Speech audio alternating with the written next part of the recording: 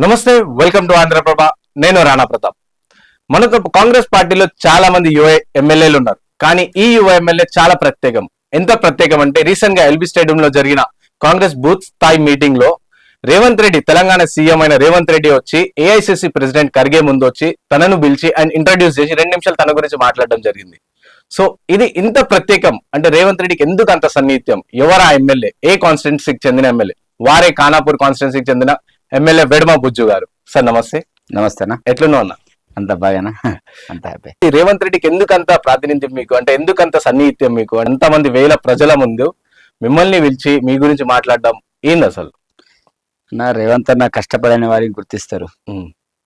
వాస్తవంగా రేవంత్ అన్న PCC president అయిన తర్వాత మొట్టమొదటి మీటింగ్ ఇంద్రవెల్లి గడ్డ మీద మరి దళిత దండోర కార్యక్రమం అక్కడ నుంచి ప్రారంభించడం జరిగింది.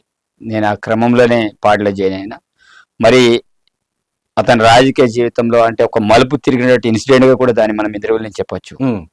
అతని మొట్టమొదటి మీటింగ్, ఆ మీటింగ్ తోటే తెలంగాణ రాష్ట్ర వ్యాప్తంగా ఒక సంచలనంగా మారడం అనేది జరిగింది.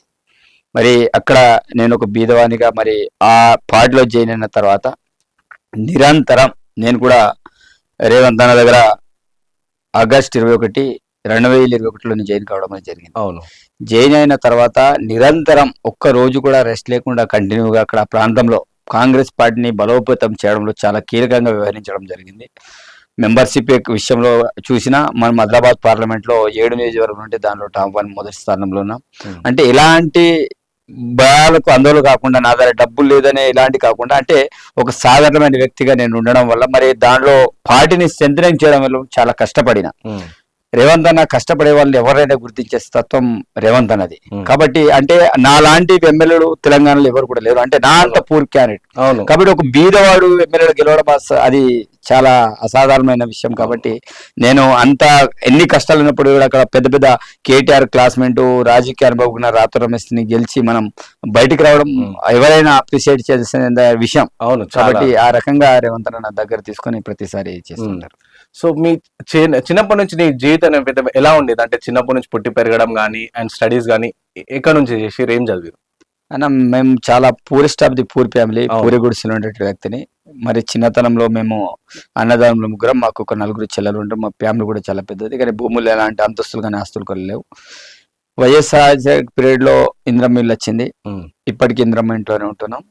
అదే విధంగా ఎలాంటి వేరే ఏం లేవు. అంటే చాలా poorest of the poor family. మా అమ్మ చదువుకునే క్రమంలో కూడా చాలా కష్టపడి, నేను మొత్తం నా ఎడ్యుకేషన్ అంతా కూడా ప్రభుత్వ ఆశ్రమ పాఠశాలలో నేను చదువుకోవడం అనేది జరిగింది, ట్రైబల్ వెల్ఫేర్.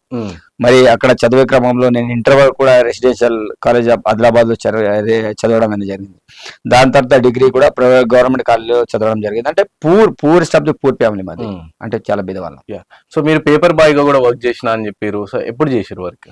నేను 2008 to 2009 మధ్యలో చేశాను. అప్పుడు ఆ పీరియడ్ లో ఎందుకంటే నేను ఇంటర్మీడియట్ వరకు అయితే మనకు అంత గవర్నమెంట్ నుంచి అన్ని రకాలుగా మనకు ఇస్తుండే. మేము ఇంటర్మీడియట్ ఉండగా ఇంటికి పోవడానికి డబ్బులు, రావడానికి కూడా డబ్బులు ఇస్తుండే. కాస్మెటిక్స్ ఆ రకంగా. కానీ డిగ్రీలో మనకి ఎలాంటి డబ్బులు రాకపోతుండే. మాకు కేవలం స్కాలర్షిప్ వస్తుంది. స్కాలర్షిప్ ఏమో ఎక్కడైతే మేము మాస్టర్ ఉంటే అక్కడ కట్టాలి, మిగతా ఖర్చులు ఏమో డబ్బులు లేకపోతుంది.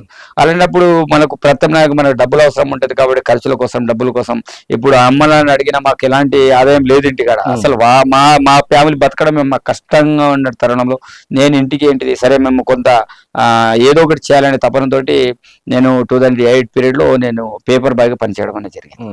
సో మీరు పేపర్ బాయ్ గా పనిచేసారు, ఇంటింటికి వెళ్ళి పేపర్స్ వేసారు. సో దాని తర్వాత మీరు రీసెంట్ గా ఎమ్మెల్యే అయిన తర్వాత పబ్లికేషన్ మీటింగ్ లో కూడా మిమ్మల్ని చీఫ్ గెస్ట్ గా పిలిచారు. అవును. సో ఎలా అనిపించింది? ఆ ఫీల్ ఎలా ఉంది? అంటే ఒక పేపర్ బాయ్ నుంచి ఒక చీఫ్ గెస్ట్ గా వెళ్ళారు కదా, అదే పబ్లికేషన్. చాలా హ్యాపీ అన్న. ఎందుకంటే నిజంగా ముందుగా నన్ను రేవంత్ అన్న గుర్తించేసి, కాంగ్రెస్ పార్టీ గుర్తించి టికెట్ ఇవ్వడం అనేది గ్రేట్ అనుకోవాలి. ఎందుకంటే మాలాంటి వ్యక్తి ఈ పోటీ ప్రపంచంలో డబ్బున్న వాళ్ళకి టికెట్లు వస్తాయి తప్ప మాలాంటి బీద వాళ్ళకి ఎక్కడ కూడా టికెట్ రావు. ఇలాంటి క్రమంలో ఒక సాధారణమైన వ్యక్తి కూడా టికెట్ వచ్చిందంటే ఈరోజు రేవంత్ అన్న పుణ్యం. దీంట్లో ప్రధానమైన పాత్ర రేవంత్ అన్నది ఉంటుంది, దాంట్లో ఎలాంటి సందేహం లేదు. ఎవడేం చెప్పినా రేవంత్ అన్నది లేదే నేను ఈరోజు ఎమ్మెల్యే అయ్యే వ్యక్తిని కాను. కాబట్టి ఇలాంటి క్రమంలో ఒక సాధారణమైన వ్యక్తి ఈరోజు ఎమ్మెల్యే అయిందంటే ఈరోజు నిజంగా నేను చాలా హ్యాపీగా ఫీల్ అవుతాను. ఆ రోజులు పేపర్ వేసినా నేను వాళ్ళ యొక్క మీటింగ్ నేను వెళ్ళడం జరిగింది. వాళ్ళని అందరినీ కూడా నేను ఎంకరేజ్మెంట్ చేయడం జరిగింది. ప్రతి దానికి డబ్బే ప్రామాణికం కాదు, డబ్బు లేకుండా మనం ఏదైనా సాధించవచ్చు. నాట్ ఓన్లీ పొలిటికల్, ఈ రోజు ఐఏఎస్ ఆఫీసర్ కావాలని ఇంకేది కావాలన్నా మనం పట్టుదల ఉంటే దేనైనా సాధించవచ్చు. ఇది ఒక ఎగ్జాంపుల్ గా మనం చెప్పుకోవచ్చు. Thank you so much for your Thank you, time అన్న. సార్. Thank సో చూసిరుగా ఇది మన వేడమ బొజ్జు గారు చెప్తున్న వర్షన్ ఏంటంటే, నేను ఒక ఆదివాసీ కుటుంబం నుంచి వచ్చిన వ్యక్తిగా అండ్ ప్రజల మంచిగా, ఎందుకంటే నిరంతరం 24/7 కూడా ప్రజల్లోనే ఉంటాను, ప్రజల కోసమే పనిచేస్తా అని చెప్పేసి చెప్పడం జరుగుతుంది. సో రేపు మరొక ఇంటర్వ్యూ మీ ముందుంటాం. అప్పటివరకు చూస్తూనే ఉండండి ఆంధ్రప్రభ.